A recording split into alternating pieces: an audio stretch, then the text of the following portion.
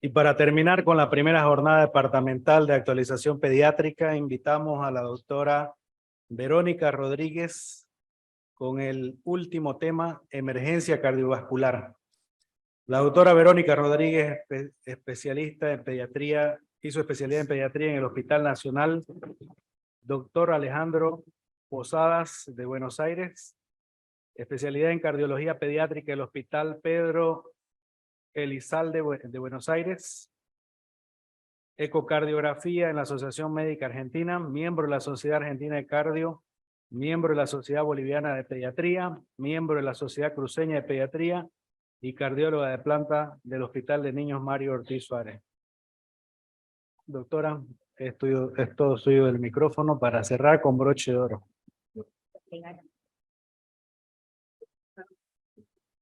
Ahí.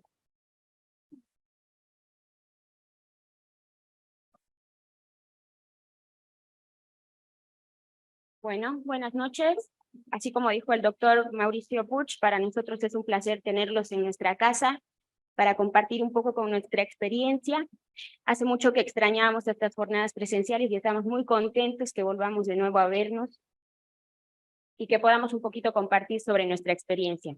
Cardiología es un tema un poco árido, a la mayoría mucho no le gusta, pero realmente los cardiópatas que tienen manifestación crítica, sobre todo los neonatos, debemos tener herramientas para trabajar con ellos, ¿no? Entonces vamos a hablar un poquito sobre algunos casos. Bueno, las causas, las alteraciones cardiovasculares en la población pediátrica no son las causas más frecuentes en los servicios de emergencia, ¿no? Existen otras causas que son más habituales. Sin embargo, como vemos en esta tabla, vemos que la mortalidad es mucho más alta cuando el paciente sufre una cardiopatía. También el riesgo de internación, el tiempo de internación. Dentro de las emergencias cardiovasculares vamos a hablar algunas que son las más frecuentes. Por ejemplo, lo que está relacionado a los episodios de cianosis, la crisis de cianosis, cuadros de insuficiencia cardíaca variables que podemos llegar hasta el shock cardiogénico, arritmias, un poquito de arritmias y taponamiento cardíaco.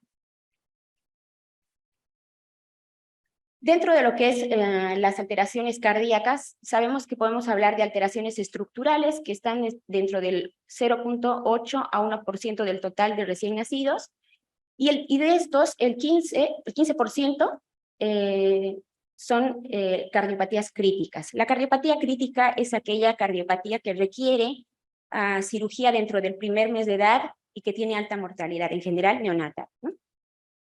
Y tenemos otras alteraciones que no son estructurales y son funcionales. Dentro de estas están las miocardiopatías. Es muy útil que nosotros cuando evaluamos a un paciente nos preguntemos de qué sufre y qué edad tiene. Entonces vamos a ver el primer caso. Tenemos un recién nacido de término, recién nacido.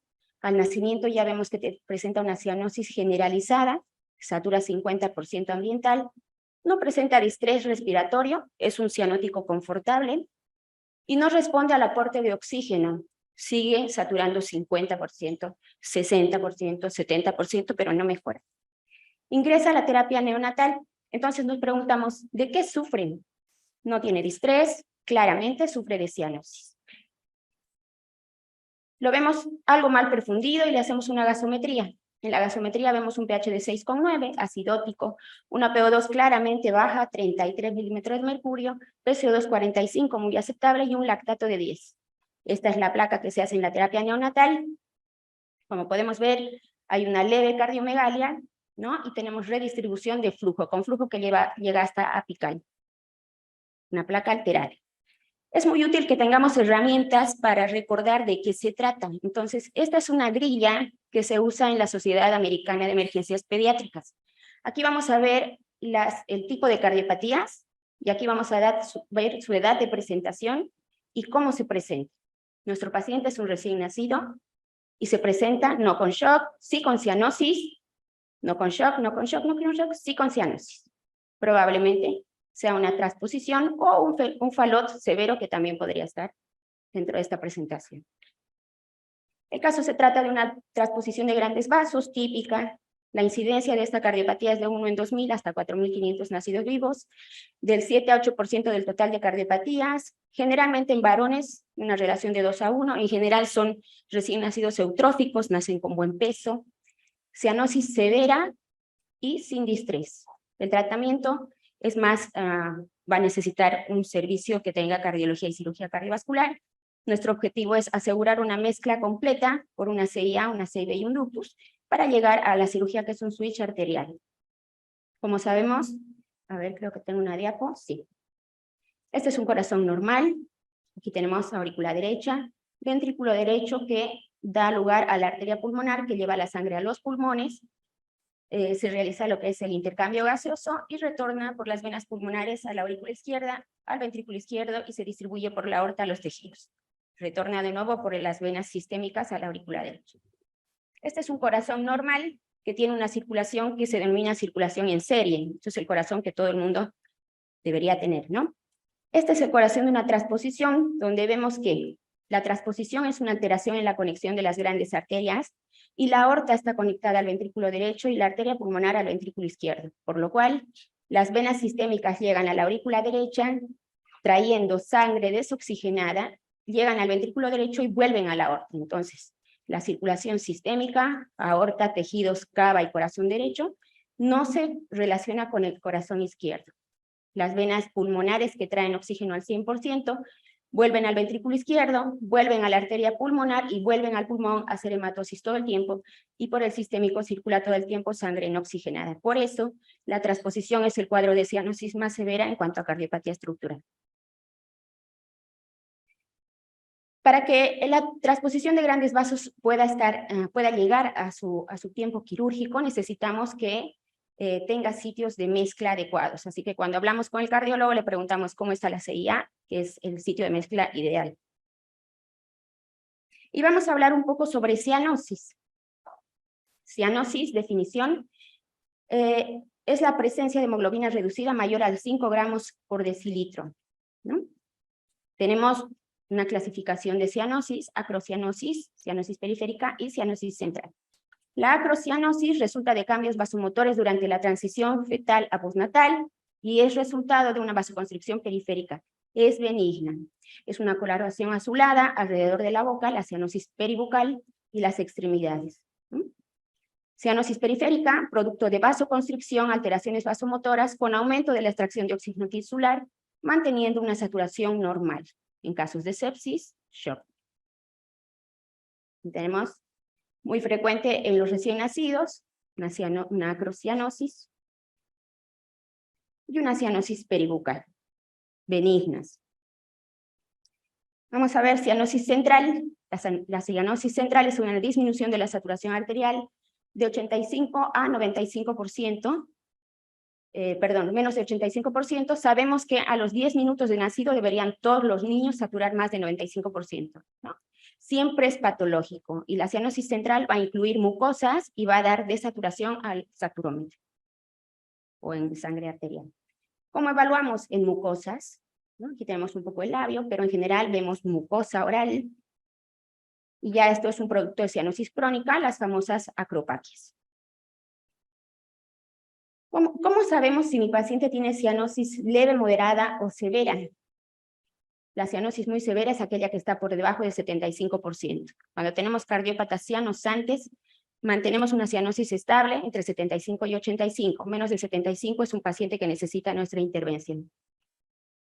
Y aquí tenemos en este paper los motivos de cianosis en el neonato.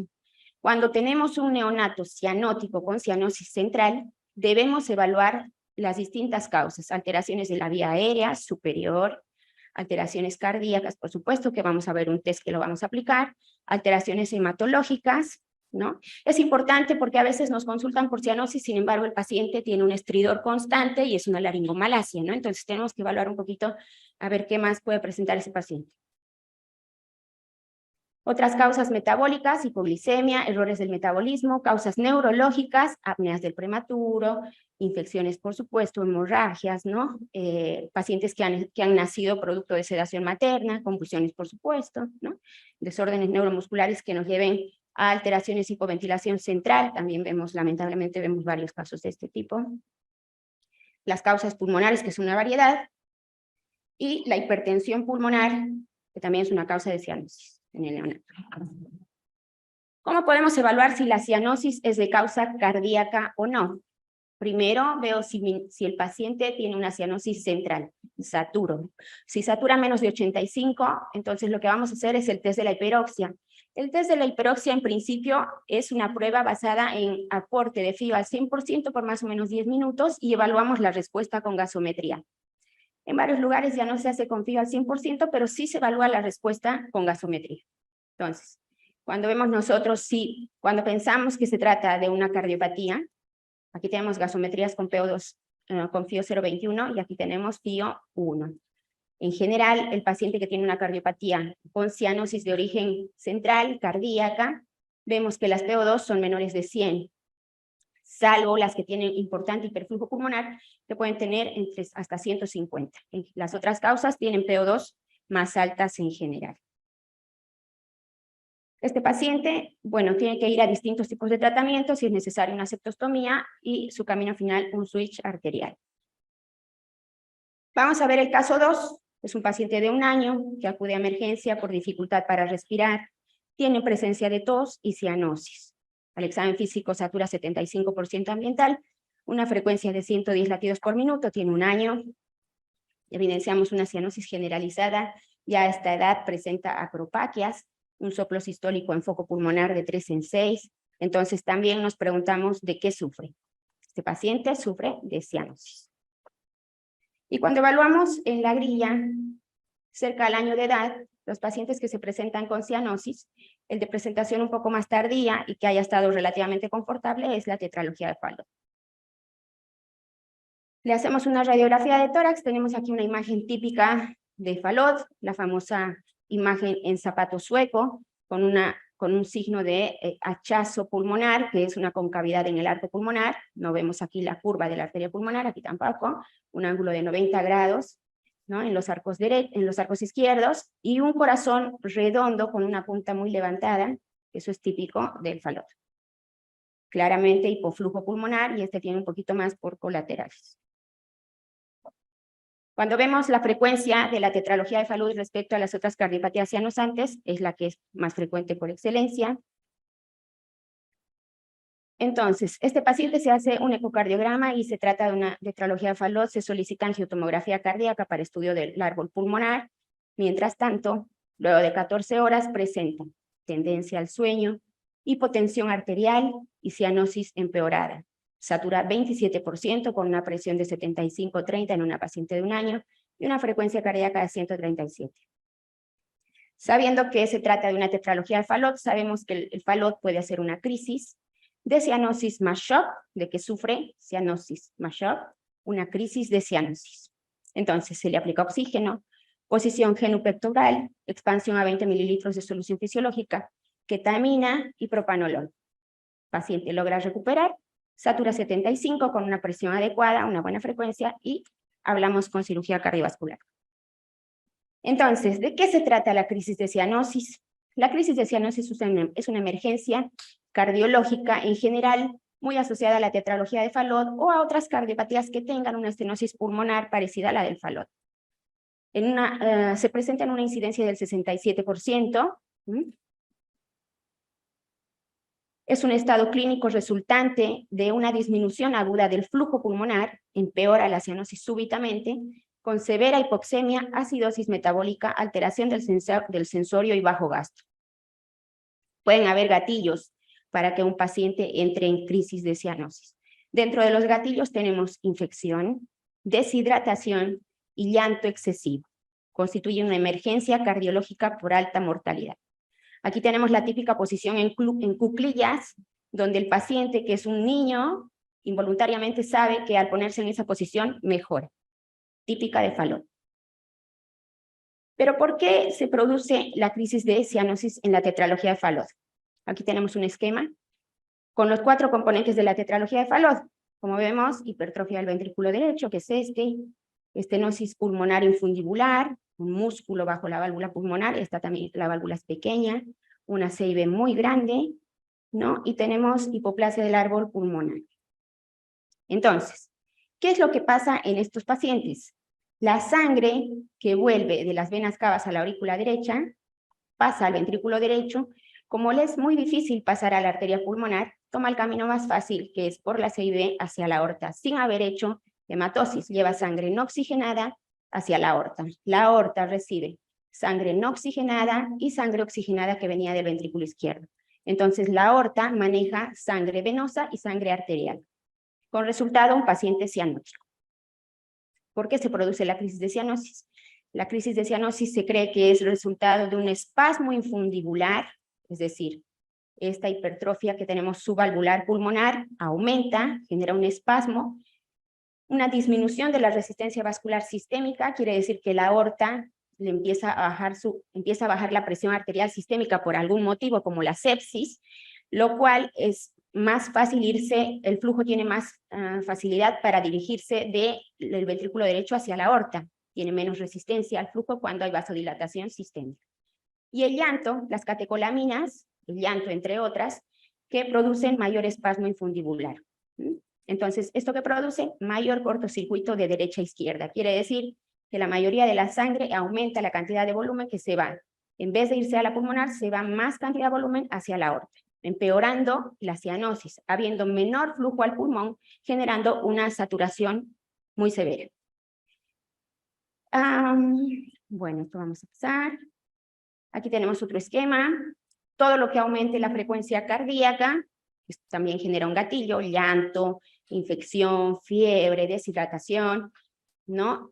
Al aumento de la frecuencia cardíaca aumenta el gasto cardíaco, al aumentar el gasto cardíaco aumenta el retorno venoso, al aumentar el retorno venoso hay más flujo que pasa de derecha a izquierda sin hacer hematosis, aumenta la hipoxemia, al haber aumento de la hipoxemia va a haber mayor acidosis pulmonar con PO2 disminuida y un pH acidótico. Esto estimula el centro respiratorio generando hiperpnea y perpetuando la acidosis respiratoria. El tratamiento que nosotros dirigimos, que debemos pensar en estos pacientes, ir a cortar este círculo vicioso. Entonces, cuando nosotros le indicamos la posición genupectoral o en cuclillas, estamos interviniendo en lo que es la resistencia vascular sistémica. Al tener esta posición genupectoral, aumentamos la resistencia vascular sistémica y ayudamos a que el flujo de sangre pase del ventrículo derecho a la arteria pulmonar y no sea tan fácil irse hacia la aorta.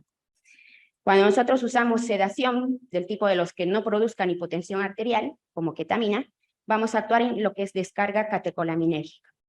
Cuando usamos bicarbonato, vamos a actuar en lo que es la acidosis, hiperpnea, y morfina para tener acción central en el centro respiratorio para cortar la hiperpnea y mejorar la acidosis respiratoria. Propanolol para también trabajar sobre las catecolaminas. Entonces, el tratamiento de la crisis de cianosis es de emergencia. El tratamiento de la crisis de cianosis es individual para este paciente, ¿no? No se hace este tipo de tratamiento en otro tipo de cardiopatías, es típico de Fallot, ¿no? Y es una emergencia, la mortalidad es alta, así que uno debe pensar en una crisis de cianosis sabiendo que un paciente tiene clínica o sospecha de Fallot. Entonces, un poco más, calmamos, cortamos el círculo vicioso, calmamos el llanto y posición genupectoral, evitamos el dolor, todo esto para aumentar la resistencia vascular sistémica. Sedación, evitamos el gatillo del llanto, taquicardia, usamos hidrato de cloral, morfina, ketamina, los menos hipotensores. Expansión, necesitamos una buena volemia, está en shock. Necesitamos alcalinizar, estamos en una acidosis severa, propanolol para las catecolaminas y noradrenalina para evitar hipotensión. Evitar hipotensión y acidosis es nuestro objetivo del tratamiento. Vamos a ver el caso 3. Tenemos un neonato de 6 días de vida, producto de parto vaginal, también neonato, 6 días de término. Había presentado dificultad para succionar los primeros días, pero se pudo ir de alta y se fue seguida por consultorio. El día 6, los papás notan que está menos activa, una piel un poco fría y consultan. Ingresa a emergencias a los 6 días de vida, tiene un aspecto tóxico, está hipotérmica, tiene una perfusión alterada, un llenado capilar de 3 a 4 segundos, un pulso braquial débil, no se palpa el pulso femoral, se inicia protocolo de sepsis y se le pide un laboratorio. En el laboratorio tenemos un pH de 6,8, una PaCO2 de 60, un lactato de 11. Entonces, y pasa a la terapia neonatal. ¿Pero de qué sufre el paciente? Sufre de shock. Cuando pasa a la terapia neonatal, enfrentamos a un paciente en shock con diversas causas: sepsis, desorden metabólico o cardiopatía. El color tóxico de un paciente es un color pálido, grisáceo, ¿no? Estos son los colores de alarma. Este es benigno, no se hace nada, peribucal, pero la palidez o el color grisáceo nos tiene que alertar de un paciente que tiene un compromiso cardíaco estructural. Entonces, vamos a acordarnos de lo que son los tamizajes, que son muy útiles para este tipo de alteración. Este es el tamizaje con pulso y oximetría, o el test de corazoncito, saturación pre- y postductal. Como ya saben, esto se está usando cada vez más y en varios países es una ley, en todas las maternidades. Cuando el paciente satura menos del 20% en cualquier miembro, menos del 90%, perdón, en cualquier miembro, no se puede ir de alta. Tiene que ser evaluado por cardiología antes de egresar de una maternidad. Cuando satura de 90 a 94, lo reevaluamos. Si satura más de 94, más de 95, le damos de alta, ¿no? Pero si satura menos de 94, menos de 90, tiene que ser evaluado. Si hay una diferencial mayor al 4% entre la mano derecha o el miembro superior derecho y cualquier pierna, este paciente tiene alta sospecha de cardiopatía ductus dependiente crítica y tiene que ser evaluado por un cardiólogo. No se puede ir de alta. Aquí tenemos otro esquema donde nos muestra un poco la importancia de identificar cuál es la saturación preductal. La única preductal es la mano derecha.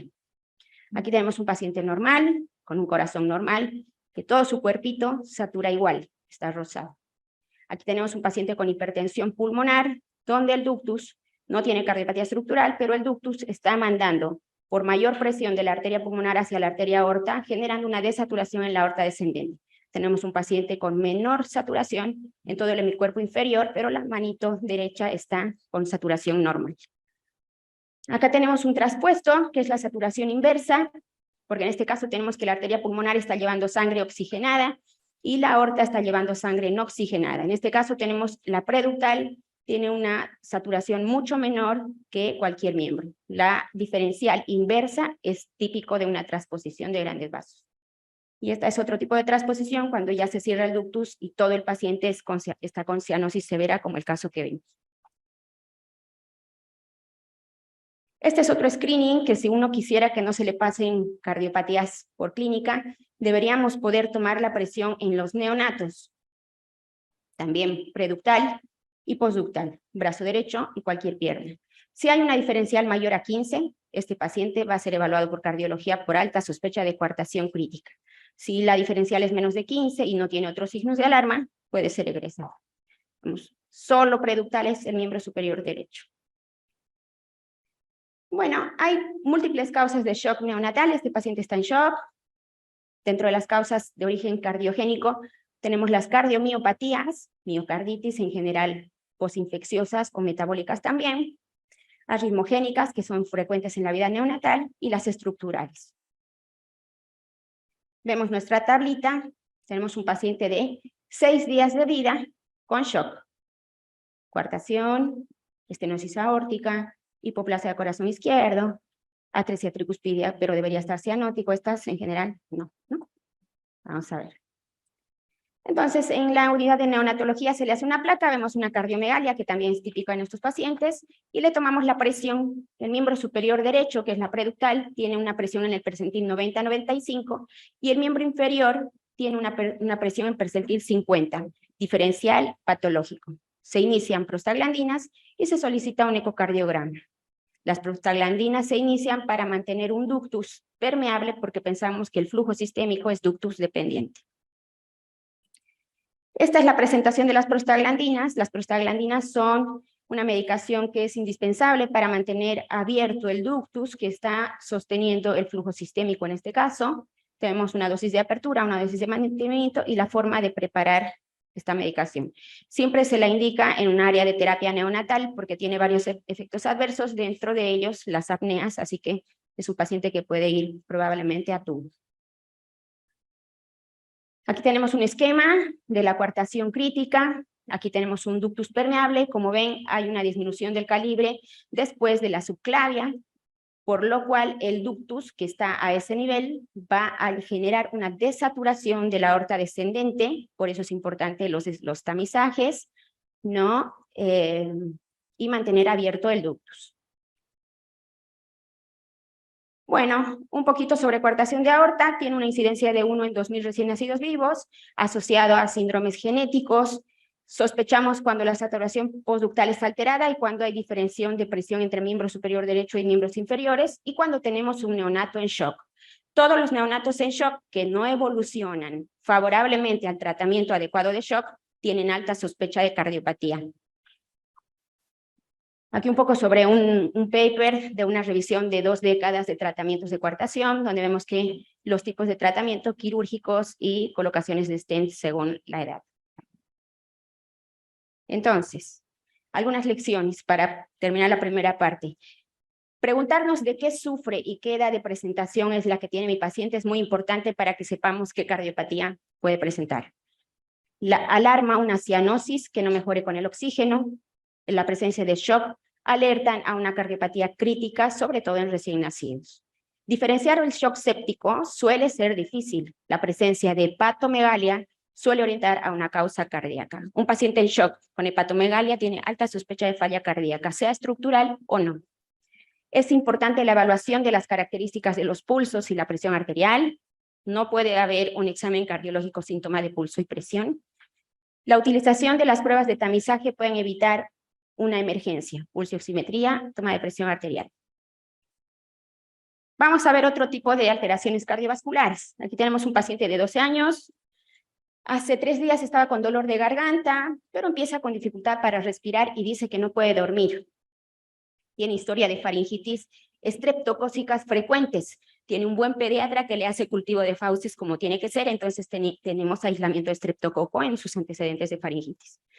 Dentro de los signos vitales tenemos frecuencia cardíaca de 120 latidos por minuto, una presión arterial de 129/71, está con una buena temperatura dentro de todo, frecuencia respiratoria de 22 y saturante normal.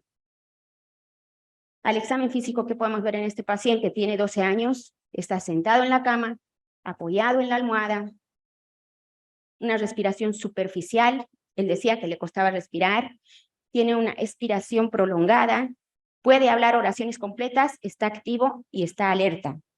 Vemos que tiene un tiraje supraesternal, tiene adenopatías cervicales, la fauces no está congestiva y no tiene signos meningios. A la auscultación no hay ningún soplo, ningún frote, ningún galope, y los pulmones están limpios, el abdomen está blando, con ruidos normales. Le hacemos una placa y tenemos esta imagen. Para un paciente de 12 años tenemos cardiomegalia con redistribución de flujo. Le hacemos un electro. En el electro, ¿qué encontramos? Elevación generalizada del intervalo ST, ¿no? Del segmento ST, perdón. Tenemos elevación en varias derivaciones y depresión del segmento PR, ¿no? Aquí tenemos uno, aquí tenemos otro, aquí tenemos otro.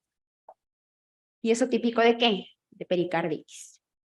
¿Pero qué es la pericarditis? La pericarditis, por definición, es una inflamación aguda del pericardio con o sin derrame pericárdico. Las causas, varias, dentro de ellas tenemos las infecciosas. La Sociedad Europea nos dice que un paciente sufre de pericarditis cuando cumple 2 de 4 criterios. 1, dolor precordial, empeora en supino. Este paciente no se podía acostar, le dolía, quiere estar sentado, eso tiene que alarmar al pediatra. Se acuesta, le duele, se sienta, le alivia el dolor. Es patognomónico que auscultemos un frote pericárdico, las alteraciones del electrocardiograma son típicas y puede haber o no derrame pericárdico, pero entre estos 4 criterios, por lo menos 2 le dan el diagnóstico de pericarditis. Dentro de las alteraciones típicas del electrocardiograma, tenemos elevaciones del segmento ST, depresiones del segmento PR. Aquí tenemos el electro de este paciente también, un poquito viendo de otra forma, con las mismas alteraciones del ST y las depresiones del PR, que en general son típicas, ¿no? Los tipos de tratamiento, la pericarditis aguda, pericarditis recurrente, Hacemos tratamiento, ¿por qué? Porque queremos evitar complicaciones, taponamiento cardíaco o pericarditis constrictiva. En general, las de primera línea tenemos aspirina, ibuprofeno, colchicina, que hay varios estudios que ya la colchicina es de primera línea, tiene algunos cuidados que debemos ver para elegir al paciente, ¿no? Sobre todo el peso y la función renal. La aspirina también según el valor completo de plaquetas y el ibuprofeno según la función renal. En general nos va muy bien con el tratamiento con estas drogas. Complicación, taponamiento cardíaco, solo para recordar algo muy breve, un paciente que tiene una cardiomegalia así, no puede ir a consulta externa sin una evaluación cardiológica completa. A veces pasa que nos mandan pacientes con cardiomegalia a consulta de cardiología, pero yo antes de enviarlo a ambulatorio, debo ver si puedo un electro, debo hacer anamnesis para ver si no cumple con criterios de pericarditis, y debo buscar sí o sí en la clínica si no tiene ingurgitación yugular, ruidos cardíacos hipofonéticos, y debo tomar la presión, la triada de Beck. Si tiene algo de esto, el paciente no se puede ir de alta, hay que llamar al cardiólogo porque son signos de taponamiento cardíaco, que es una emergencia cardiológica.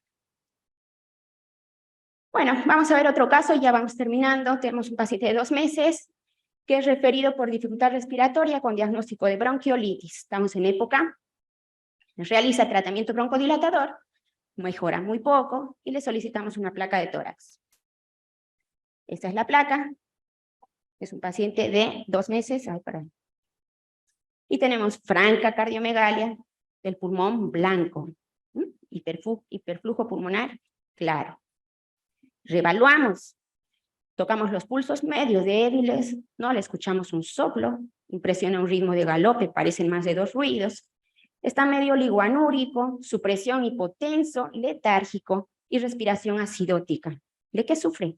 El diagnóstico parece un shock séptico, será un shock cardiogénico, tiene signos de insuficiencia cardíaca. Vamos a ver, tiene 2 meses.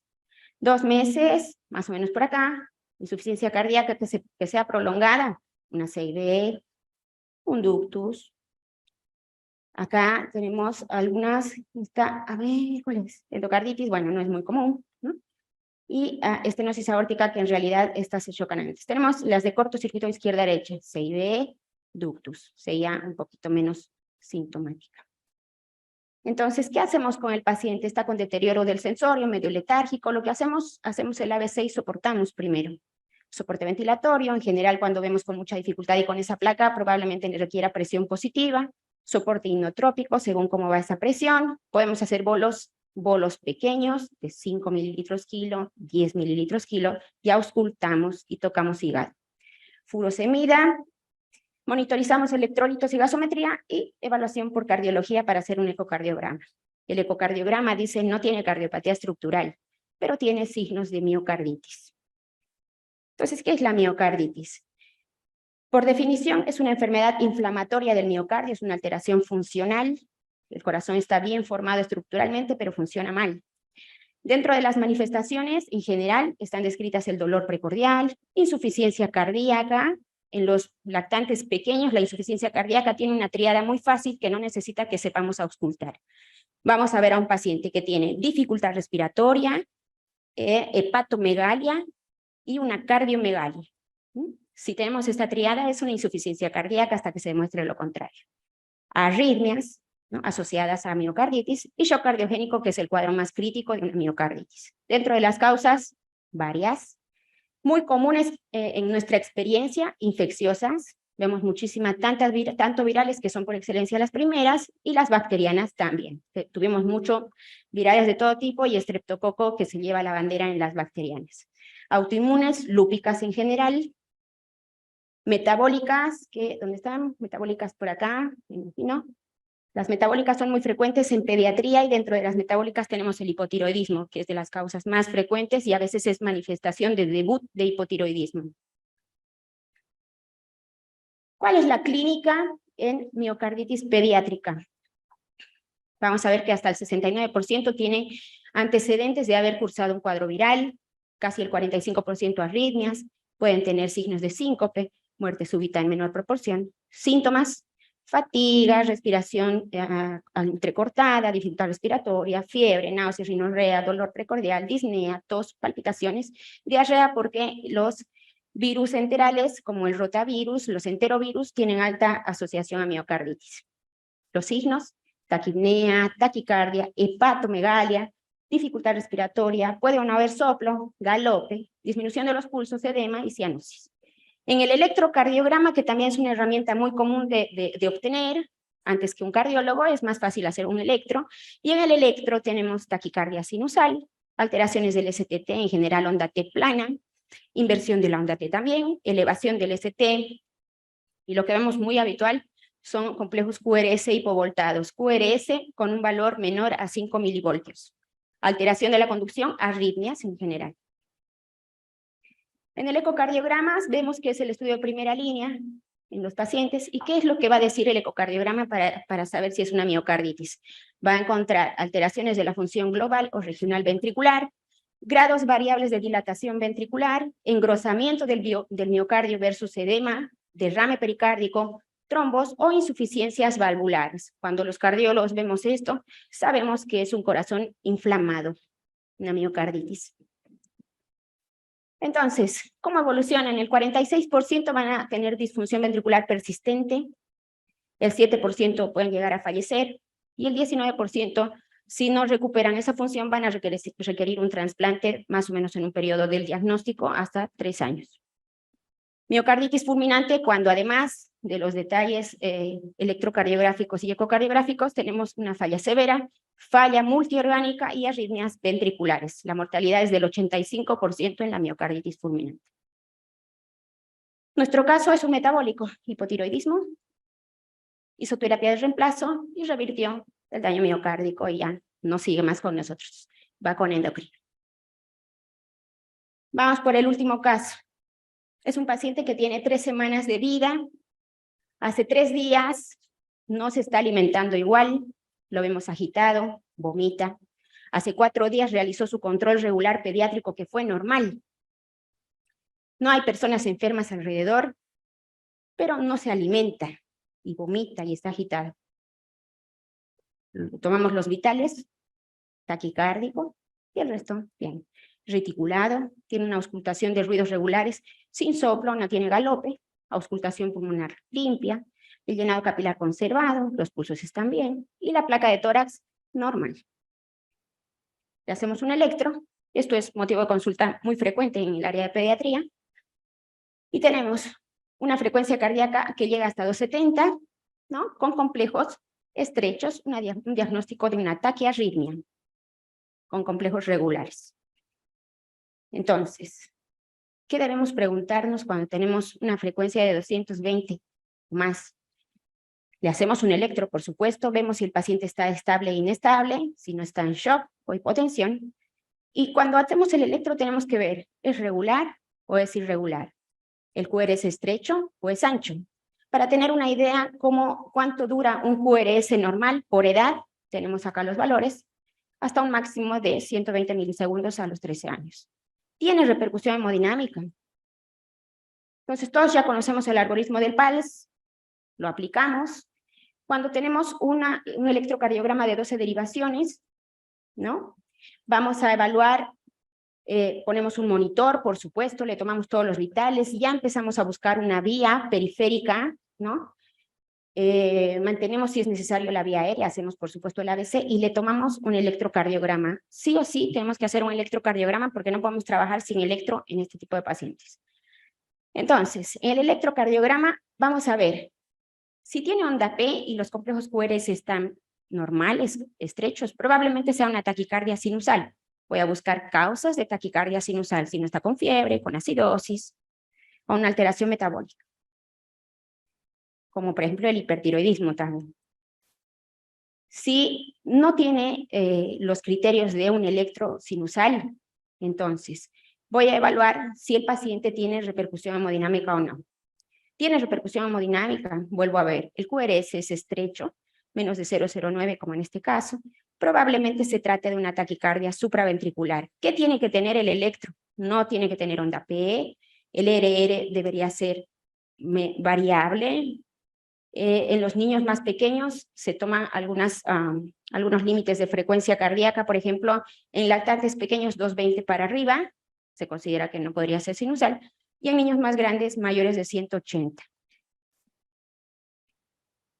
Si es así, entonces vamos a hacer tratamiento para una taquicardia supraventricular. Empezamos con maniobras vasovagales.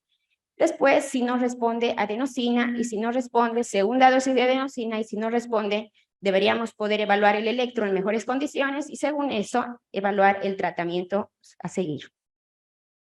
Vamos a ver un poco sobre lo que se hace si tenemos ya diagnóstico en una taquicardia supraventricular. Maniobras de Valsalva. Aplicamos hielo directo, no. Por ahí lo que hay que aclarar es que son paños empapados en agua helada, no se pone hielo directo, en la cara, ¿no? Tienen que cubrir toda la cara. Podemos colocar sonda nasogástrica. La sonda nasogástrica genera un efecto vasovagal, que es muy bueno. Sopla en los pacientes más grandes, que sople una bombilla, que sople la jeringa, que sople su pulgar, que puje. En los chicos más grandes, que puje. Y los fármacos que vamos a usar, de primera línea, adenosina y cardioversión eléctrica sincronizada. Un poco sobre adenosina. La adenosina tenemos las dosis, la primera dosis, la segunda dosis. Tiene que estar aplicada por una vía periférica, la más cercana al corazón, de preferencia mano o miembro superior derecha, ¿no? Siempre se aplica con una llave de 3 vías. Aquí tenemos conectada la adenosina, y por el otro lumen tenemos una solución fisiológica que va a empujar la adenosina lo más rápido posible, porque tiene una vida media de 5 a 6 segundos. En ese tiempo tiene que llegar al corazón y actuar, ¿no? Si lo hacemos mal, no va a funcionar, y es por mala técnica. Entonces tenemos que hacerlo lo más rápido posible, y tiene que estar en el miembro superior derecho, la vía. ¿Qué hace la adenosina? Bloquea el nodo auriculoventricular, lo bloquea. Entonces, vamos a ver un poquito en qué tenemos que pensar cuando tenemos taquiarritmias en pediatría. Cuando vemos taquicardias supraventriculares a nivel de la etapa neonatal, vemos que tiene una incidencia de 1 en 2.500. En general, hay varios tipos de arritmias supraventriculares, estas son todos supra, y las más frecuentes son la reentrada auriculoventricular, casi el 80%, seguida por taquicardia auricular y flater auricular. Esto es importante porque el tratamiento va a ir dirigido a esto. Si nosotros sabemos que es el mayor riesgo del paciente, vamos a elegir mejor el tratamiento. Y en pediatría tenemos una frecuencia de 1 en 250, en mayores de 10 años también la más frecuente, la reentrada auriculoventricular. Las auriculares, como el flater, son menos frecuentes en los niños más grandes, más frecuentes en los neonatos. Tenemos taquicardias supraventriculares que están producidas, o los mecanismos, por vías ectópicas, taquicardias auriculares, y en los adolescentes, como ya vimos, las reentradas en el nodo AB, como las más frecuentes. De causa idiopática en el 80%, asociadas a cardiopatía congénita en el 15%, es decir, que un paciente que viene con una taquiarritmia tiene pocos chances de tener cardiopatía congénita. En general, son con un corazón sano, ¿no? Estructuralmente sano. Secundarias al 5%. ¿Secundarias a qué? A un cuadro infeccioso, enfermedad respiratoria, masas, hernia diafragmática y fármacos, estimulantes. Es muy frecuente que nosotros veamos niños relativamente grandes, mayores a 5 años, que toman café, anticongestivos, antigripales, que usamos muchos con pseudoefedrina, y energizantes, que nos ha tocado ver también, que toman Red Bull, Powerade, Monster, ¿no? Entonces, estimulantes también. Bueno, arritmias asociadas a cardiopatía. Algunas que son típicas, que también tenemos que conocerlas: la tetralogía de Fallot, que en general hace taquicardia auricular; la doble salida, ventriculares y disfunciones del nodo; los traspuestos hacen arritmias ventriculares y bloqueos; los Epstein, que son muy frecuentes, hacen taquicardias supraventriculares. Bueno, entonces, ¿cómo se clasifican las taquicardias supraventriculares? Se clasifican en taquicardia sinusal inapropiada, taquicardia paroxística supraventricular, que son de varios tipos, taquicardia ectópica de la unión, aleteo auricular y fibrilación auricular. Este es el sistema de conducción, un breve repaso. Tenemos el nodo sinusal, el nodo auriculoventricular, el haz de His con su rama derecha e izquierda, y la red de Purkinje, ¿no? Esta debería ser la única vía de conducción. Sin embargo, podemos encontrar vías anómalas. Entonces encontraremos vías accesorias en diferentes lugares, sobre todo a nivel de los anillos auriculoventriculares, focos auriculares ectópicos, que no sean del nodo sinusal, sino que existan en otras áreas auriculares, y el nodo AB, que se autoestimula generando las reentradas nodales. Entonces nosotros deberíamos saber si la taquicardia supraventricular que presenta mi paciente involucra al nodo auriculoventricular o no, porque la adenosina justamente va a actuar en el nodo auriculoventricular. Si no involucra el nodo, la adenosina no va a servir. ¿Qué es un asectópico? Un asectópico es una vía anómala que está presente desde las 20 semanas de gestación, es decir, nace con un asectópico.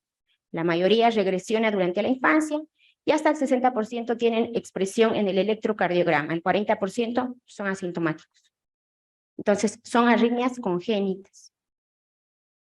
Dentro de las arritmias que no involucran al nodo auriculoventricular, las taquicardias supraventriculares, tenemos las que se originan en las mismas aurículas y las que tienen focos ectópicos, sin involucrar al nodo, y las que involucran al nodo, la reentrada del mismo nodo. Las que tenemos foco auricular, tenemos fibrilación auricular, que está usualmente asociada a cardiopatía estructural.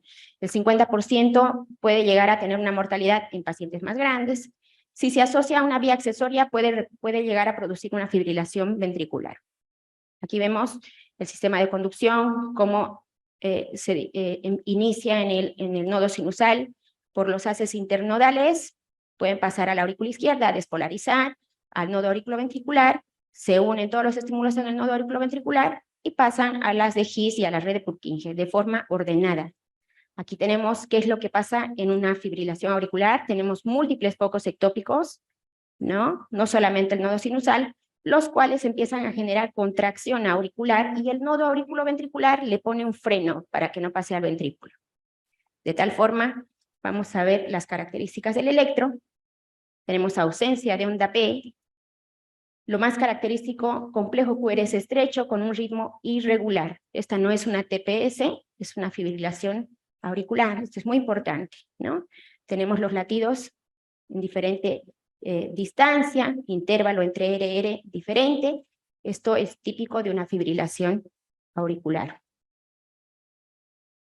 La taquicardia auricular ectópica también se debe a un foco automático a nivel de la aurícula. En general puede ser un foco único o múltiple, es un poco más ordenado que una fibrilación auricular.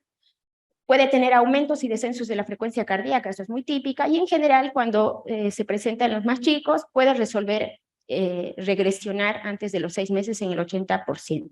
Quiere decir que le hacemos tratamiento un tiempo y tal vez después, cuando ya madure el sistema eléctrico, podemos llegar a suspender el antiarrítmico. Aquí tenemos un electro. El tema de las arritmias es muy de hacer ojo, ¿no? De familiarizarse un poco con las imágenes típicas de estas arritmias. Y en la taquicardia auricular vamos a ver las RRs irregulares también, no son latidos regulares. Vamos a ver algunas ondas P, totalmente anormales, no son ondas P sinusales, pero sí están presentes a diferencia de la fibrilación auricular, y un QRS estrecho. Estos pacientes, si tenemos un paciente con esta imagen, no va a responder a adenosina, porque no involucra el nodo auriculoventricular. Responden mejor a digoxina, propafenona o amiodarona. El flutter auricular, que es una arritmia que también involucra a la aurícula, una macro reentrada auricular, es la más frecuente en la edad neonatal, 87% responden bien a cardioversión eléctrica. Opciones farmacológicas también, digoxina, flecainida, amiodarona. Flecainida no tenemos en Bolivia, pero podemos usar amiodarona y de última, propafenona. Aquí tenemos una imagen del flutter, es un poquito más ordenado que las anteriores, es un poco más regular, pero tenemos las famosas ondas F en serrucho del flutter. Entonces también adenosina no le va a generar absolutamente nada porque no involucran al nodo auriculoventricular. Sin embargo, si usamos digoxina, amiodarona o flecainida o en todo caso propafenona, nos va a ir mejor. O cardioversión. Vamos a ver la taquicardia por reentrada auriculoventricular. Es una vía accesoria que va de la aurícula al ventrículo. En general son muy difíciles de tratar. Son incesantes con frecuencias mayores a 220, por supuesto también. Frecuente en niños un poquito más grandes, mayores de 3 años, regresiona en el 20%, gran porcentaje van a necesitar o ablación o tratamiento a largo plazo, difícil de tratamiento, en general 2 o más fármacos, y de elección beta bloqueantes o antiarrítmicos clase 1C o tipo 3 como la miodarona. Aquí tenemos una taquicardia intranodal que se caracteriza porque tenemos un ritmo regular, QRS estrechos, y podemos ver una onda P retrógrada en general. Y tenemos una onda P más característica negativa en D2, en ABF y en D3. Y por último, la reentrada nodal, que es por una estimulación del mismo nodo, que tiene una función doble, tiene sus 2 vías del nodo auriculoventricular, se empiezan a excitar y empieza a producir un estímulo patológico. Es una taquicardia paroxística, inicio y terminación súbita, regular, una frecuencia hasta 300 por minuto. En general nos lleva a falla cardíaca después de 12 horas a 24 de su inicio. Es más frecuente en niños más grandes y responden bien, como involucra el nodo auriculoventricular, responden bien a maniobras vasovagales, a adenosina, esta sí, beta bloqueantes y bloqueantes cálcicos. Aquí tenemos una taquicardia por reentrada nodal. Esta, a diferencia de la anterior, no tiene ondas P marcadas, ¿no? Tenemos complejos QRS y se presenta en niños más grandes también. Notas. Un breve comentario sobre las arritmias. Cuando tenemos un paciente con una taquiarritmia con QRS estrecho, también tenemos que saber si es regular o no. No podemos aplicar adenosina a un paciente con taquicardia con ritmo irregular. Si presenta QRS estrecho irregular, primera línea, vasovagales, mientras le buscamos la vía, mientras buscamos la adenosina. Segundo, adenosina. Si no funciona, podríamos optar por propafenona, flecainid. La miodarona, cada vez, aunque se sigue recomendando en el PALS, pero los cardiólogos en general vemos que no nos gusta mucho porque tiene muchos efectos adversos. Es muy difícil sacárselo al paciente después y ponérsela a un niño muy pequeño, causar demasiados efectos adversos. Tarda en revertir también. Y la que es menos lesiva y muy exitosa es la cardioversión eléctrica, aunque a muchos no les gusta a los pediatras, pero tiene muy buen resultado. Si tenemos una taquiarritmia con QRS estrecho y es irregular, vamos a sospechar de una fibrilación auricular, de una taquicardia auricular o de un flutter, que ya vimos que son más frecuentes en la etapa neonatal. Nunca adenosina en un ritmo irregular. ¿Por qué? Puede conducir a una fibrilación ventricular. Si nosotros tenemos una fibrilación auricular, el único que bloquea a que el caos de los estímulos auriculares pasen por el nodo auriculoventricular y generen un compromiso ventricular, el único que bloquea ahí es el nodo auriculoventricular. Si nosotros lo bloqueamos con adenosina, el caos va a pasar a ventrículo, ¿no? Y tenemos una fibrilación ventricular. Son útiles en este caso de arritmias irregulares, digoxina ya vimos, flecainida o propafenona y amiodarona. QRS ancho, no hemos hablado mucho de esto porque es bastante. Si está estable, primera línea lidocaína, después amiodarona, y también podemos usar esmolol si es que no hay una vía accesoria. En cardiopatía estructural no podemos usar ni propafenona ni flecainida, sí amiodarona. Esto es muy importante. La propafenona causa mucha disfunción ventricular y es proarrítmica en los pacientes con cardiopatía. El Wolff Parkinson White ya medio que no daba para hablar más, entonces algo muy breve. En pacientes con Wolff Parkinson White, que es una preexcitación, está contraindicado los bloqueantes del nodo auriculoventricular, por lo mismo. Tiene un ACE ectópico, ¿no? Que si nosotros bloqueamos el nodo AB, le dejamos libre el camino al ACE ectópico, que en este caso está a nivel del anillo auriculoventricular, y el ACE ectópico va a despolarizar las veces que quiera sin un modulador como es el nodo AB. Entonces, adenosina está contraindicado. Los otros fármacos que pueden bloquear el nodo AB, también un poco de acción tiene digoxina, beta bloqueantes, verapamilo y diltiazem. Indicamos cardioversión. Un poco del electro de un Wolff. Aquí tenemos un PR corto, la onda delta, que es un QRS con base ancha.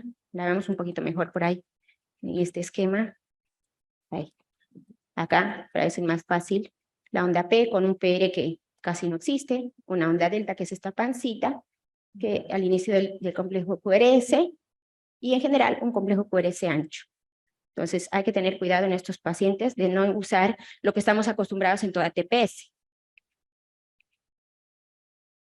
Una taquicardia supraventricular preexcitada quiere decir que es una taquicardia supraventricular en un paciente que tiene un Wolf. Y en esta clase tenemos complejos de base ancha. En ese caso tenemos que pensar que, cuidado que se trate un Wolf, tratamos de evitar la adenosina y sí utilizamos cardioversión. Esto lo vamos a pasar, es un poquito para que sepan que tenemos varias sociedades y guías donde nos dicen cómo aplicar la medicación, cómo diluirla, las dosis adecuadas por edad. Ahí está. Buenísimo.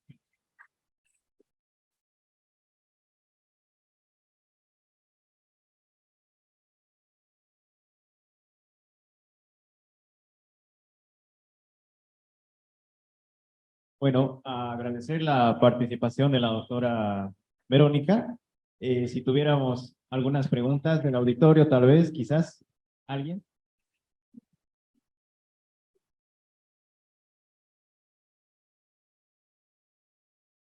¿Y quizás hay alguna pregunta? No, no. Hola, hola. Hola. Hola. Una pregunta simple, doctora. ¿El mecanismo de tos ayuda como mecanismo vasovagal en la taquiarritmia supraventricular, por ejemplo? Y el mecanismo de tos también no está indicado para que lo hagamos, pero la tos, por supuesto, es una maniobra que produce activación del vasovagal, ¿no? Entonces, es más, cuando ponemos una sonda nasogástrica, generamos esta intención de vómito, de tos, de defensa. Entonces, sí, genera una vasovagal. No es lo ideal, porque genera que tos a un paciente. Pero vamos a hacer otra animación. Quizás alguien más tuviera alguna duda, alguna pregunta. En la taquicardia supraventricular, luego de haber usado la adenosina, ¿cuál es el siguiente paso o el criterio para ya empezar la cardioversión? Claro, bueno, por ejemplo, es muy importante porque la verdad que es tan nueva, pero tenemos que familiarizarnos con los algoritmos del VAR. Hemos hablado solo de taquicardia supraventricular, que es lo más frecuente, después la ventricular es más grave, ¿no? Pero cuando nosotros indicamos si elegimos adenosina o si elegimos cardioversión, va a depender, como dice el algoritmo, de la estabilidad hemodinâmica. Si mi paciente, yo ya le hice vasovagal, le apliqué la primera vez de adenosina, y empieza a ponerse letárgico, medio un color pálido, con una disminución del llenado capilar, ya no puedo hacer otra dosis de adenosina. Ahí cambió. Cada que yo cambio una estrategia en el tratamiento, debo evaluar si está estable dinámicamente y si también no cambia el tiempo. Hemos tenido algún paciente, que nos ha pasado que todos los ya sabemos, un paciente con Wolf, que se excitó en una fibrilación auricular, inició con una TPS, después de la adenosina hizo una fibrilación auricular. ¿Por qué? Porque se bloqueó el nodo AB, el ácido tópico. Entonces nosotros no podíamos seguir con el algoritmo de TPS, el paciente también. Entonces hay que hacer tratamiento de fibrilación. Entonces, cada vez que cambio una estrategia debo revaluar. Cuando el paciente está inestable, no puedo hacer cardioversión farmacológica, hago cardioversión clínica. Entonces ahí sí. Ahora si es un paciente grande, que lo puedes manejar, la cardioversión eléctrica es de los mejores tratamientos, ¿no? También se puede hacer en pacientes grandes, ¿no? Pero los pasos son solamente si está con inestabilidad de molécula.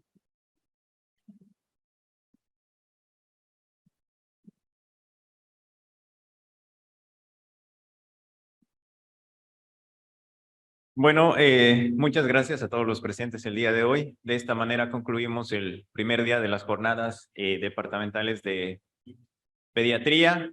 Les agradecemos su presencia. El último día de las jornadas tendremos sorpresas. Esperamos contar con sus presencias. Con su presencia habrá algunos sorteos, habrá algunos premios ese día, ¿no? Bueno, a nombre de los residentes de tercer año de pediatría, les agradecemos a todos los presentes y a las eminencias que exponieron el día de hoy. Mañana continuaremos con más, ¿no? Muchas gracias a todos y buenas noches.